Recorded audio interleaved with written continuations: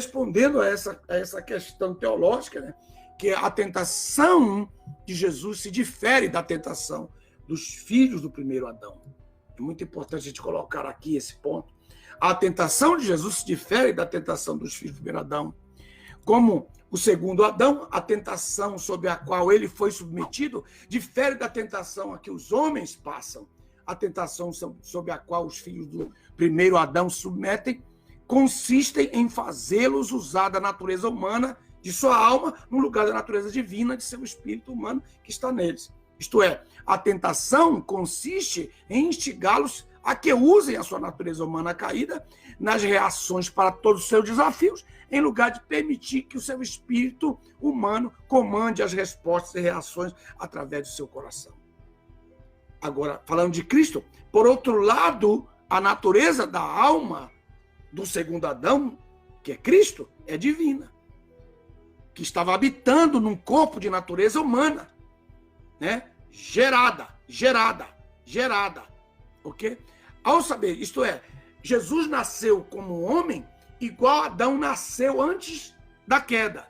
Jesus nasceu e permaneceu igual, sem ser expulso do Éden, entre aspas. Repetindo.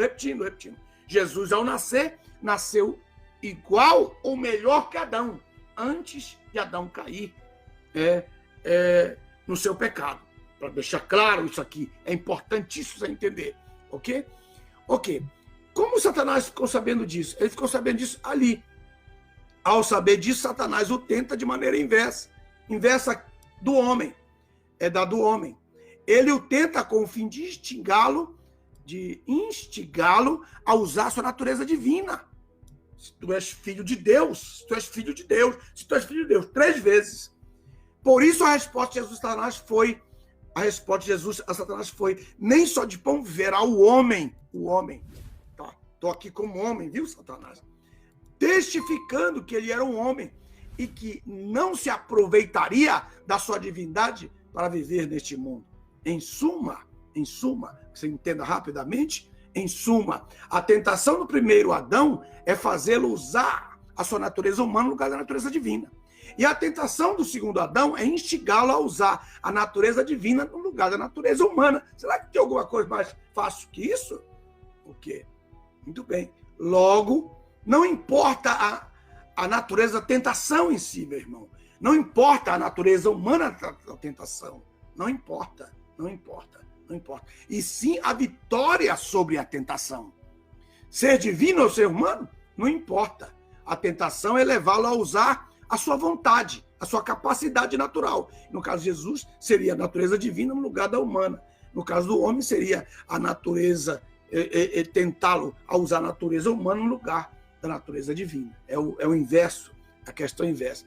Então, a tentação é levá-lo a usar a sua vontade, ou seja, a sua capacidade natural, ao invés de obedecer e usar a capacidade de Deus na ocasião da tentação.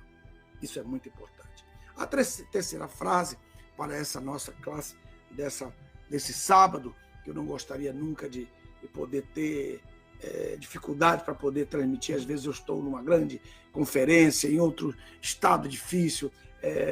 Você está no seu estúdio, como eu estou agora, a paz, a música, a tranquilidade, tudo que há de profissional, de melhor que a gente possa fazer, que eu estou fazendo agora, em nome do Senhor Jesus.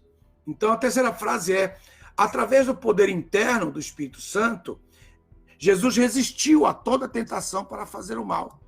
Ele viveu uma vida perfeita e sem pecado, superando todas as tentações e se tornou um substituto perfeito, sem pecado, para os pecadores. A frase parece estar perfeita, não é? Você vai dizer: não encontro nenhum erro aqui. Você vai encontrar. Quando você começar a pensar, você vai perceber. Primeiro, por quê? Por quê, pastor Nelson? Primeiro, Jesus não veio ao mundo para vencer o pecado. Isso aqui é fundamental. Essa ideia, né? Por isso que Paulo diz assim: eu não fui chamado para batizar. Por que ele não foi chamado para batizar? Ele foi chamado para ganhar almas. Ele foi chamado para ganhar almas.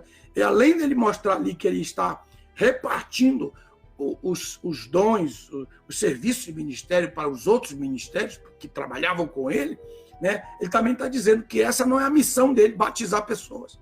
Mas por que você está dizendo isso, concernente ao pecado, a má teologia? Jesus não veio ao mundo para vencer o pecado. Não, Jesus não veio ao mundo para vencer o pecado. Jesus não veio ao mundo para vencer a morte. Jesus não veio para isso. Jesus veio ao mundo para desfazer as obras do diabo.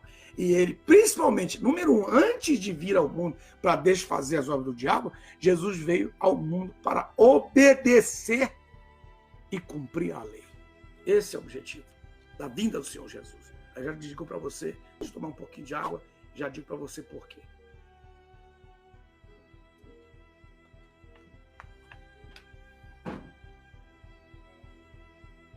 Repetindo, Jesus não veio ao mundo para vencer o pecado. Isso é consequência. Jesus não veio ao mundo para vencer a morte. Isso é consequência. Jesus veio ao mundo para obedecer e cumprir a lei. Ele não lutava contra o pecado, ele obedecia a lei. E ao obedecer a lei, ele automaticamente vencia o pecado.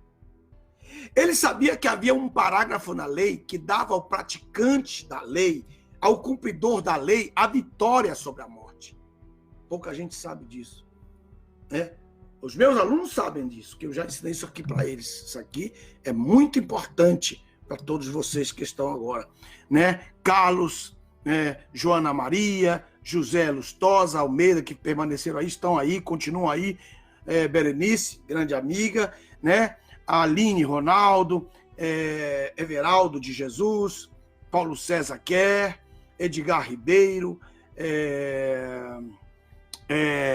Sergivaldo Santana, Luiz Jabes Andrade, glória a Deus pela vida de vocês, Dalmi Cardoso, Maurício Cristiano Batista, Pastor Francisco Pereira, Simone de Espírito, deixa me ver, mais, Moisés Nunes, Aline Ronaldo, Braulio de Espírito, Alex Xavier, todos vocês, Tomás Soares, José Argemiro, todos vocês estão aí nesta manhã, ressaudando vocês, voltando ao princípio, voltando à aula, vamos lá, voltando lá.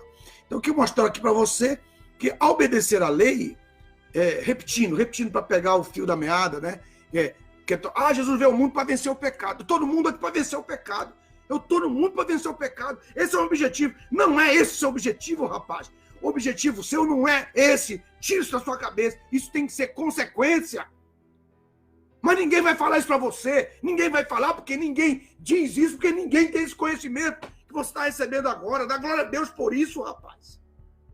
Talvez você até pense no seu coração, qual é o objetivo? Eu sair na rua porque eu vou vencer o pecado. Eu vou passar em frente a um cabaré porque eu vou vencer o pecado. Eu vou lá no meio das drogas porque eu vou vencer o pecado. Esse não é um pensamento. Jesus ia lá na casa de Levi, onde eles bebiam vinho. Jesus ia lá com natureza gerada pelo Espírito, ele foi lá com objetivo, ele não foi lá para vencer o vinho, a tentação de vencer o vinho, não, porque no ministério dele, ele já tem a vitória em todas as áreas. Ao obedecer à lei, Jesus automaticamente venceu o pecado. Ele sabia que havia um parágrafo na lei que dava ao praticante e cumpridor da lei a vitória sobre a morte. Você sabia disso? Você sabia disso? Ah, pastor, onde é que está escrito isso? Onde está escrito que ao ele cumprir a lei, esse era o objetivo dele, obedecer os mandamentos do seu pai. É isso. Obedecer os mandamentos do seu pai dava a ele uma cláusula, tinha uma cláusula na lei, que está escrito em Levíticos, em vários textos, repete em Romanos capítulo 10, versos 5 a 10, Paulo repete, mas também nas escrituras, em toda a Taná, que é toda a escritura do Antigo Testamento, ali repete-se várias vezes que quem cumprisse a lei ganhava um prêmio. Qual era o prêmio? Que ele podia morrer naturalmente e ele poderia ressuscitar. Isso é, ele tinha um prêmio. Qual era o prêmio? O prêmio era, cumpriu a lei, obedeceu a lei, você pode morrer que você vai ressuscitar. Então, como Jesus sabia que só pela sua morte, derramando seu sangue inocente, ele podia redimir os pecados do homem, então o que ele fez? Ele não foi morto, ele entregou a sua vida, porque ele podia retomá-la. Ele disse, eu invisto a minha vida porque eu tenho poder para tomá-la. Essa frase investir só tem na nossa versão de Nelson, que é o sentido real da palavra. Eu invisto a minha vida porque eu tenho poder para tomá-la. Por quê? Porque ele nunca pecou, porque ele cumpriu a lei. E ao cumprir a lei, ele ganhava o prêmio. Qual prêmio? O prêmio de que ele tinha, a morte tinha que devolvê-lo. A morte tinha que devolvê-lo. O Hades não podia contê-lo. A corrupção, lá de Atos capítulo 2, verso 38 e diante, não podia destruir o seu corpo, porque ele venceu ao cumprir a lei. E ao cumprir a lei, ele ganhava o privilégio da ressurreição. Então, automaticamente, Jesus, de nenhuma forma, o seu objetivo foi eu estou aqui por causa do pecado, eu estou aqui por causa da morte. Não, ele nem ligou para isso. Por quê? Porque ao cumprir a lei, ele vencia o pecado, porque ele obedecia. E ao cumprir a lei, ele ganhava o prêmio, que era a morte. A morte teria que devolvê-lo ao ele investir a sua vida em nosso favor. Então, isso aqui é muito importante. Ele sabia que havia um parágrafo na lei que dava ao praticante cumpridor da lei a vitória sobre a morte. E esse parágrafo anunciava que aquele que cumprisse a lei pela sua obediência ressuscitaria dentre os mortos. É isso que Paulo escreve em Romanos capítulo 10, verso 5, ele escreve.